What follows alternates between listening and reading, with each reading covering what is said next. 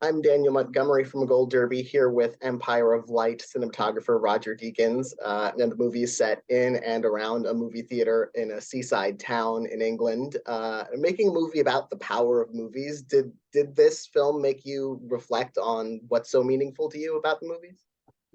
Um, yeah, but I mean, see, I don't see it as a film about the power of movies. I think that's a mistake. But I mean, that's an element of it for sure. But for me, I was drawn to it because it's a study of a lonely woman who has a mental health issue. And what did you think about the script when you first read it? I loved it. I loved it. Sam sent it just vaguely talking about where it was set and stuff. But reading it, I loved it. I was kind of surprised because after 1917, he'd been talking about a totally different project, which was also great, but that it was very, very different than Empire of Light. So it was quite a surprise to read it, and obviously it has some. The setting is very similar to where I grew up, where I'm from. Did that help with the preparation, being familiar with that kind of setting? Not really. It was just nice. I mean, I love the English seaside. I mean, you prep a film, you prep a film because you prep a film in terms of the script and everything. So it didn't really relate in that sense. I mean, I suppose I have a knowledge of the South Coast and a lot of the coast of England actually from my earlier life, but so it kind of helped in terms of thinking about locations and stuff, but not otherwise, no. You've worked with Sam Mendes on a number of projects and very different films. Yeah. What is that collaboration like in general, like that has kept you working together so many times? Well, it is a collaboration, so that's what I really like about it. I mean, you like being involved and feeling being part of something. And I like, each film that I've worked on for Sam it's been very different. And then the first one, Jarhead, couldn't be more different than say Empire of Light, And is the collaboration different when it's, depending on the material, how different it is? Yeah, I mean, it's always different. Yeah, I mean, as you say, because of the material being different. I mean, prep is very different. I mean, with 1917, for instance, well, I'll go back to Jarhead. When I first worked with Sam, one of the first things he said about Jarhead, he said, I want to shoot it handheld, and I think we should shoot rehearsals and we should just build it as we go along, which was great for me. I mean, I'm sort of from a documentary world originally, and that was really exciting. But then when you do something like, well, obviously Skyfall was a huge kind of like jigsaw puzzle. Then you do something like 1917, which you actually have to work out what the shot is before you can choose locations, really, before you can dig a trench, build a set. Everything had to be geared towards what the shot was. So that's a very, very different way of working again. And then, so Empire of Light is actually probably a little more conventional, that you talk through the script, you figure out locations, you have to work to a budget and a schedule. So you look at the options and kind of whittle it down to what are the best options given our restrictions or budget concerns or whatever. And then you talk about scenes, you talk about maybe staging it in such and such a way, but until you've got the actors on the set, you kind of can't really lock anything down. As you mentioned, this is probably more of a character study than about the the films per se, but the theater location itself is very important to the film, and I know there were some challenges in finding that location, but what kind of feeling did you hope to capture visually in that space?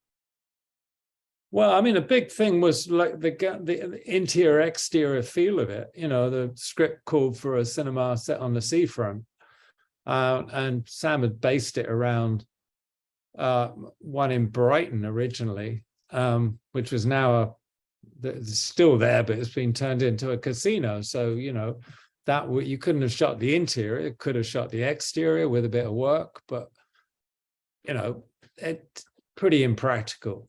So, you know, the challenge was finding a location, and then that worked, which we did, but then the lobby, the exterior worked, and some of the elements of the inside worked, but the actual lobby didn't work. So then we figured out, why not build it as a set on location? And there was an empty lot just a few blocks away from Dreamland, which is our exterior.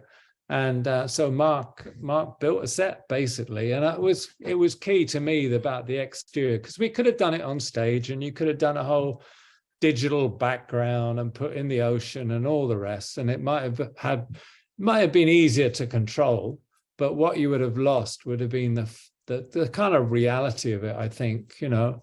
And so anyway, that was my preference, and ended up being everybody's preference, that we build this set and then have to control the seafront at Margate and put in our period cars, and which was, I think, a bit of a nightmare for Michael Lerman, our AD, and the locations department. But I think it gives it a certain sort of a reality, and that's what I always, you know, whatever film you're doing, whether it's Skyfall or Blade Runner or whatever, I mean, or No Country for Old Men, you're trying to kind of create a reality that is like all fits together as a whole, you know, and that reality might be, you know, something that we're not experienced of, but you want to make it feel to the audience that that is a real place, you know.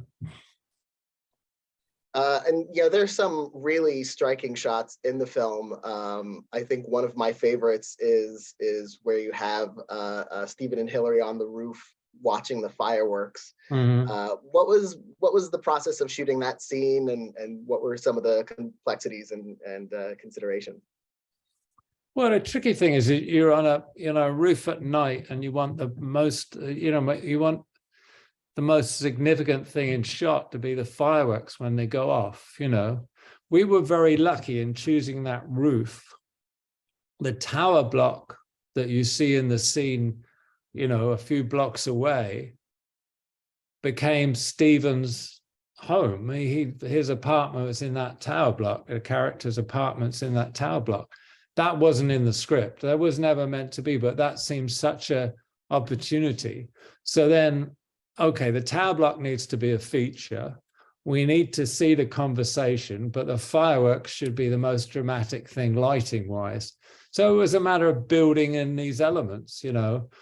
Mark and I built in this skylight so that when Stephen and Hillary have a conversation with a bottle of baby sham and stuff, then there was a light source, but a light source that didn't light the whole world. It just lit that